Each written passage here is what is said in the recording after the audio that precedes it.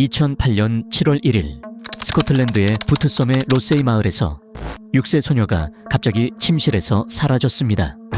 다음 날 아침 사람들이 버려진 부트 하이드로팟이 호텔 구내에서 한 소녀의 시신을 발견했습니다. 그 시신은 6세 소녀의 것일까요? 무슨 일이 일어났고 누가 그 비극적인 죽음을 초래했을까요? 알레샤 사라 맥페일은 2011년 10월 22일 글래스고 로열 인퍼머리에서 태어났습니다. 알레샤는 3세의 엄마 조지나 로크레인과 4세의 여동생 코트니와 함께 노스레너크셔의 에어드리에서 살았습니다. 알레샤는 학교에 가는 것을 좋아하고 읽기와 쓰기 기술을 중시하는 과목을 좋아하는 밝은 소녀로 묘사됩니다. 알레샤의 부모님은 그녀가 생후 3개월일 때 이혼했습니다. 그럼에도 불구하고 두 사람은 좋은 관계를 유지하여 알레샤가 부모님의 사랑을 충분히 받을 수 있도록 했습니다. 그녀의 아버지 로버트 이와 밀벨 6세는 부트섬의 로세이 마을에서 부모님과 여자친구 토니 맥라클란과 함께 살고 있습니다. 2018년 6월 28일 알레샤는 여름방학을 즐기기 위해 아빠와 조부모를 방문하러 로세이에 갔습니다. 2018년 7월 1일 여름방학 3일 후 알레샤는 외조 부모님의 바닷가 집에 있는 방 침대에 눕혀졌고 만화 페파 피그를 보았습니다. 밤 11시경 아빠의 여자친구 맥라클란이 확인했을 때 알레샤는 잠들어 있었고 집 열쇠가 현관문에 꽂혀 있는 것을 발견했습니다. 이는 로세이에서 흔히 볼 수 있는 일입니다. 2018년 7월 2일 아침 스코틀랜드의 부트섬에 있는 집에서 아침 식사 준비를 마친 후 맥페일 씨는 손녀 알레샤 맥페일을 깨우기 위해 그녀의 방으로 갔습니다. 하지만 6세 소녀는 방에 없었습니다.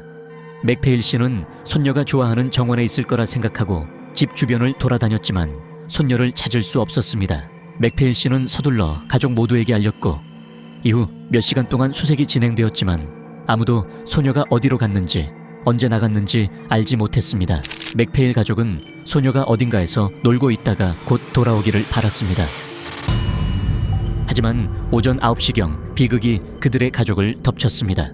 집에서 1km도 채 떨어지지 않은 곳에 있는 오래된 폐호텔의 구내에서 6세 소녀의 시신이 발견된 것입니다. 더욱 충격적인 것은 시신이 멍들어 있고 아무것도 입고 있지 않았다는 점입니다. 부검 결과 알레샤의 몸에는 폐별 지풀개의 상처가 있었고 그중 일부는 그녀가 살아있을 때 발생한 것이며 일부는 폭행에 의해 발생한 것으로 보였습니다. 목과 얼굴의 상처는 그녀가 강하게 눌렸음을 나타내며 코와 입의 상처는 그녀가 질식했음을 나타냅니다. 그녀의 성기는 심각한 손상을 입었습니다. 병리학자는 그녀의 사망 원인을 목과 얼굴에 가해진 강한 압력의 결과로 확인했습니다. 경찰은 즉시 조사에 착수했습니다. 주변 가정집의 카메라 영상을 분석한 결과 경찰은 한 청년이 알레샤의 집에 침입하여 잠시 후 그녀를 안고 밖으로 나가는 모습을 확인했습니다. 모든 일은 7월 2일 오전 2시에서 4시 사이에 발생했습니다. 경찰이 사건을 공개했을 때 아론 캠벨이 주요 용의자로 지목되자 모두가 놀랐습니다. 아론은 낯선 사람이 아니라 수천 명의 구독자를 보유한 유튜브 채널의 주인이었습니다. 그전에도 캠벨은 폭력적인 게임을 플레이하고 리뷰하는 영상을 자주 촬영해 업로드하곤 했습니다. 특히 주목받은 것은 슬렌더맨이라는 공포 캐릭터에 관한 것으로 이 캐릭터는 아이들을 숲에서 납치해 살해하는데 아론이 저지른 살인사건과 유사했습니다. 아론 토마스 캠벨은 2002년 5월 7일 슈루즈베리 슈롭셔에서 태어났습니다. 그는 4살 때 어머니 자넷, 아버지 크리스토퍼, 여동생과 함께 부트섬으로 이사했습니다.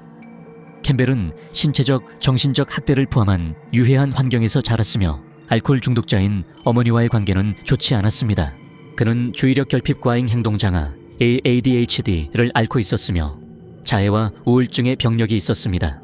캠벨은 고작 15세였을 때 강간과 같이 도를 넘는 일을 계획했습니다. 살인이 일어나기 몇 시간 전에 캠벨은 친구 15명을 자신의 집에 초대해 술을 마시고 취했습니다. 파티는 자정 이전에 끝났으나 7월 2일 0시 30분에 친구가 돌아와서 캠벨이 누워 자살하고 있는 것을 발견했습니다. 캠벨은 밤새 어머니와 말다툼을 해서 매우 화가 났음을 확인했습니다. 친구는 그를 걱정하며 하룻밤 묵어가자고 제안했지만 캠벨은 구름 속으로 가겠다며 거절했다. 그런 다음 그는 어린 알레하의 아버지를 포함하여 마리화나를 팔 의향이 있는지 묻는 여러 사람들에게 메시지를 보냈습니다. 1시 47분과 1시 48분에 그는 맥클라클란에게 전화를 걸었지만 응답을 받지 못했습니다. 캠벨은 마리화나를 훔쳤다는 생각을 다시 불러일으키고 부엌에서 발견된 칼을 들고 1시 54분에 집을 나섰다. 그는 도보로 약 5분 거리에 있는 맥파일의 집에 침입했습니다. 아레사가 다묘에 몸을 웅크린 것을 보았을 때 캠벨은 먹이를 찾는 피에 굶주린 사냥꾼과 같았습니다. 캠벨은 반쯤 의식을 잃은 알레샤를 침대에서 들어올려 아무도 모르게 집을 떠났습니다. 그는 알레샤를 한적한 곳으로 데려간 후 그녀를 강간하고 살해했습니다. 범행을 마친 캠벨은 옷을 바다에 던지고 집에 가서 샤워를 한 뒤 휴대전화를 가지러 살인 현장으로 돌아갔다. 스코틀랜드 경찰은 2018년 7월 5일 캠벨을 납치, 강간, 살인 혐의로 기소했습니다. 그는 2019년 2월 11일 재판이 시작되었을 때 어떠한 개입도 부인하고 무죄를 주장했습니다. 캠벨은 자신을 변호하면서 7월 2일 이른 시간에 마리화나를 구입하고 잃어버린 휴대전화를 찾는데 시간을 보냈다고 주장했습니다. 캠벨은 알리샤의 아버지의 여자친구인 토니 맥클라클란이 살인의 책임이 있다고 주장했습니다. 그는 증인석에 서서 맥클라클란이 살인 당일 밤 차고에서 자신과 성관계를 가졌다고 주장했습니다. 그런 다음 그녀는 에일레타를 죽이고 콘돔을 사용하여 알레타의 몸에 전객을 이식하라고 제안했습니다. 맥클라클란은 캠벨의 모든 주장을 부인하고 알레샤를 자신의 자녀처럼 사랑한다고 덧붙였습니다. 맥파일의 할머니인 앤젤라 킹은 알레샤와 맥클라클란이 좋은 관계를 유지했다고 증언했습니다. 캠벨은 CCTV 영상, DNA, 옷에서 나온 섬유 등을 통해 그의 범죄와 연관되어 있었습니다. 2019년 2월 매튜스의 재판이 열렸고 캠벨의 행동은 법정에 충격을 안겼다. 증거가 제시될 때 웃지 않으려고 노력할 때 그의 후회 부족이 드러납니다. 2019년 3월 21일에 그는 최소 형기 27년의 종신형을 선고받았습니다. 나중에 항소심에서 24년으로 단축되었습니다. 마침내 형을 선고받은 후 그는 살인에 대해 상당히 만족하고 있으며 자신이 한 일에 취해 자랑스러워 보였다고 말했습니다.